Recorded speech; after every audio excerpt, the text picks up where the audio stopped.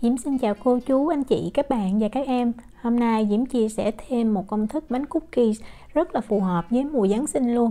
Bánh có tên gọi là bánh cookies mứt trái cây.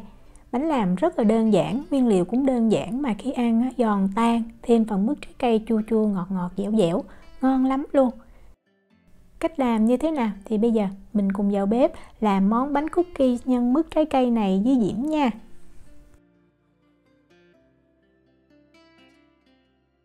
Để tạo độ giòn bùi cho bánh thì mình cần có 50g hạt phỉ. Hạt phỉ thì Diễm mua cái loại nó đã gỡ ra hạt sẵn như vậy.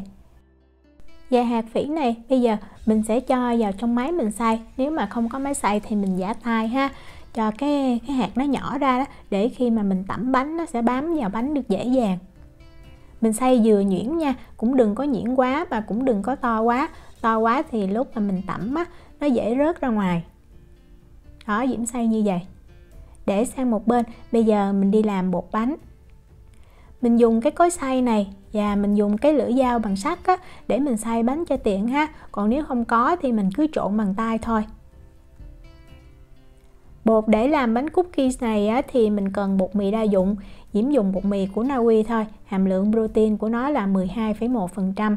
Mình cần 320g nha. Mình cho hết cái lượng bột này vào trong cái cối xay luôn. Bánh cookies thì không thể nào thiếu bơ được.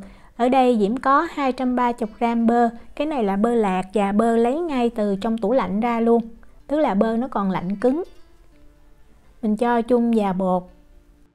Bơ này là Diễm dùng bơ lạc. Nếu mà mình dùng bơ có muối thì mình không cho cái lượng muối trong công thức ha. Đường thì mình cần 150g và mình nên dùng đường cát trắng. Muối thì mình cần 2g, giúp cho cái bánh nó đậm đà ngon hơn. Rồi mình bật máy lên, mình để tốc độ trung bình. Máy Diễm có 2 số thôi thì Diễm để số 1 nha. Và mình xay cho bột đường nè và bơ nó tơi ra như vậy. Diễm có thêm ở đây là một cái lòng đỏ trứng gà. Mình chỉ dùng lòng đỏ thôi nha, không dùng lòng trắng. Cái trứng này nếu mà cân luôn vỏ thì Diễm cân được 62g. Mình cho chung vào với bột. Và mình cho thêm 1 muỗng cà phê tinh chất vani giúp cho bánh thơm hơn. Rồi mình bật máy lên mình cũng để tốc độ trung bình và mình xay cho cái bột này nó kết dính lại với nhau. Thời gian thì khoảng 1 phút. Lòng đỏ trứng gà khi mà mình xay như vậy thì Diễm thấy nó cũng chưa đều nữa. Vì vậy mình cho ra cái thau như vậy, rồi mình nhồi sơ lại nha, cho lòng đỏ trứng gà nó thiệt là đều. Đó, mình thấy nó vàng vàng ở trên như vậy nè, mình cứ bóp và mình nhồi sơ thôi, đừng có nhồi lâu nha, thời gian khoảng chừng 30 giây à. Rồi mình thấy lòng đỏ nó thấm đều là được. Và bột này rất là dễ làm luôn. Đó, mình nhồi xong nó sẽ dẻo, nó mềm như vậy. Và mình tạo hình luôn, mình không cần phải đợi bột nghỉ ha. Mình chia bột ra làm 40 phần bằng nhau và mỗi cái viên bột nó là 18g. Mình xe bột cho tròn nha. Sau đó mình lấy cái hạt phỉ hồi nãy mình đã xay đó, mình sẽ tẩm bên ngoài. Đó, mình lăn cái viên bột qua như vậy. Tẩm thiệt đều. Rồi mình ép bột cho nó dẹp một chút. Vậy là xong. Sau đó mình sẽ dùng cái ngón tay của mình hoặc là mình dùng cái đồ như Diễm nè, mình sẽ tạo một cái lỗ tròn ngay giữa như vậy để mình cho mứt lên trên.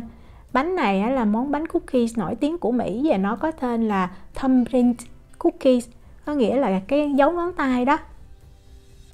Đó, mình tạo cái lỗ tròn như vậy ha. Mứt thì mình tùy mình thích, mình dùng mứt dâu, mứt mâm xôi, mứt Việt Quất hay là mứt trái mơ đều được. Diễm dùng 3 cái loại này. Mình cho khoảng nửa muỗng cà phê mứt, nó vừa đầy như vậy là được. Bánh này mình cho mứt nhiều màu, vì vậy nếu mà dùng bánh cho dịp Giáng sinh thì Diễm thấy rất là hợp. Sau khi mà cho mứt xong rồi thì mình mang bánh mình đi nướng liền luôn nha. Trước khi nướng thì mình phải làm nóng cái lò nướng. Khi mà lò nóng đủ rồi mình mới cho bánh vào. Và Diễm để dĩa bánh ở rãnh giữa của lò nướng.